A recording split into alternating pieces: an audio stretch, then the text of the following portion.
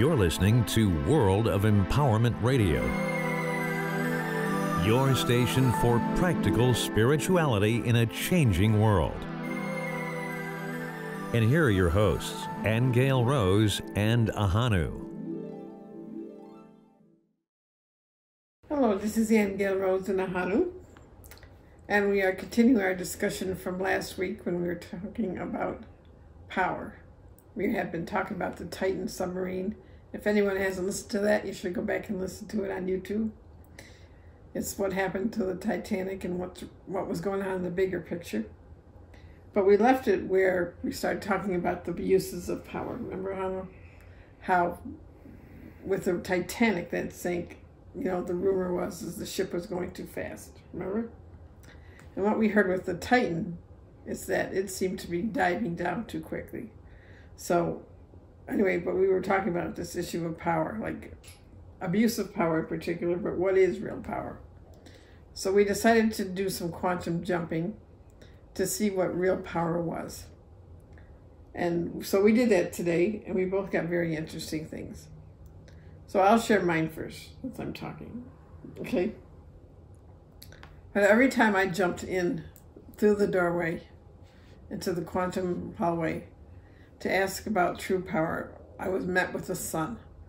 I've done it twice. The first time, as soon as I opened the door, the rays of the sun just burst and shone all over me. So I clearly got the picture that the sun was power on our level, down here on our dimension. Okay, because behind the sun, I could see just white light everywhere. So it was like really light is true power, but it took the form of the sun in terms of the power to regenerate. So when we went in today, once again, when I opened the door, I saw the sun. Only this time, I went into the center of the sun, which was pure white light. So it was like I was sitting in a white ball inside the sun. And what I got from that simply was that the sun has everything. It is all power because it has everything that's needed for life to occur. Okay, now of course I know the sun can burn as well. It can destroy as well as it can give life. But really it has all colors within it. It has every element within it. Okay, so it is regenerative power on this dimension. But I couldn't see how to use it. I was just sitting in it, just kind of being aware that we're actually composed of the sun, that everything in life really is composed of the sun in various forms. But you got you got the second piece on what the true use of power was. Well, I did, and it's very evident who holds the power in our relationship here. You can see that the reason I let her go first is because she's all powerful. You let me go first. We won't go there. No, we're talking about power. And in this quantum jump, I first saw a lot of beautiful flowers, roses and chrysanthemums and peonies and all kinds. And they were gloriously coloured, very reflective and really a delight to look at them. And what came out of that was that exactly what Aingeal Rose had found was that their life was only there because of the sun.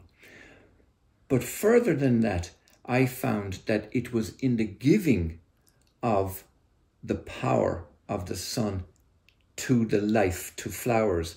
That's where the real power lay. The real power is in giving. And the more I began to realize that in this quantum place, I found all kinds of things on our planet, for example, are when they give, they have power. Like, for example, a river. A river, when it's dammed, for example, it gives up its power so as to convert it into something else, into electricity, for example. Or the wind gives up its power into a whirlwind, and it's there we can witness its power.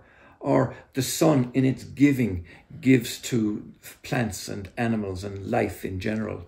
Or even things as mundane, for example, like a battery. And we're all aware in science class of how a battery has potential power, but it's only potential power. It's only in the giving of those electrons along a wire that it produces light or spinning or rotary or whatever.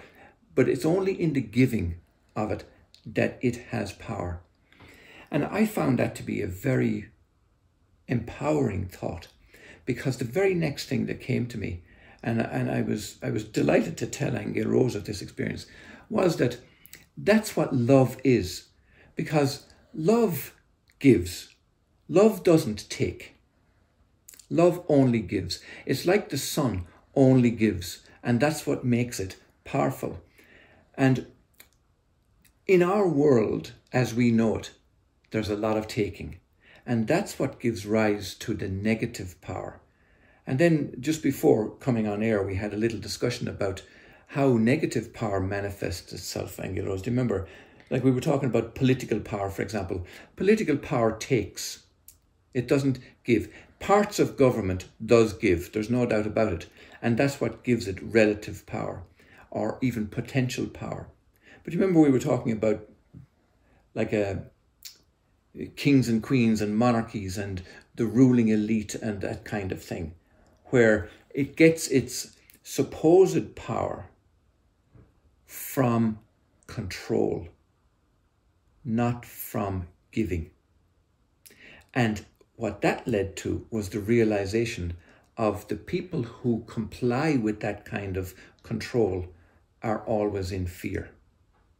Now that opened up a whole can of worms, didn't it, Aingeal Rose? Well, it's just the distinction between true power and untrue power. Like, untrue power is control, which is really about fear and about selfishness. Okay, it's not about giving, like right. you expressed. Yeah. So yeah. what we came to was that true power really has love and giving as its root. At its core, yes. Right. Yeah. So the right use of power really is to be in your heart and don't take. You right. give but don't take. Yeah. It's like or don't coerce, or don't manipulate, or don't try to get somebody to do something because you want to have control over them, which is a misuse of or you power. want something in return. Like in sales, for example, you know, you can promise the earth, for example, and your whole intention is that you would make a sale or get something in return. And that's not power, and that's certainly not love. If you take and it isn't real power when you have leaders that just want to dominate the population and make slaves out of people. Okay, that's not real power. Or rule out of fear. Right. That's not real power. That's a misuse of power. Yeah.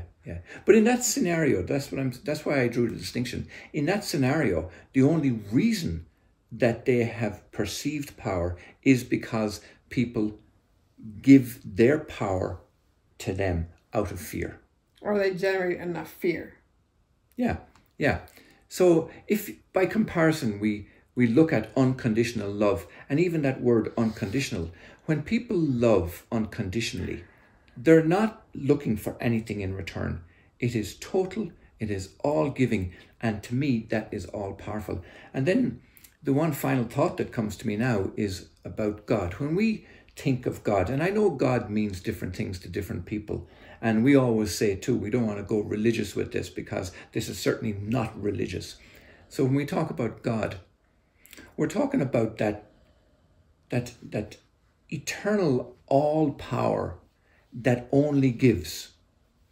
Because it's love. Because it's love, yes. And that's what heals. It's like when people have near-death experiences who are very ill, and they get healed while they're on the other side, temporarily. It's because of the love they experience. Right. Which is the real power. Yes. Yeah. So there you are, folks. That brings us to our conclusion that love is all giving and love is power. That is true power. Right. Yeah. Okay. So until next time. So go forth and multiply. Blessings. Bye. And bye for now.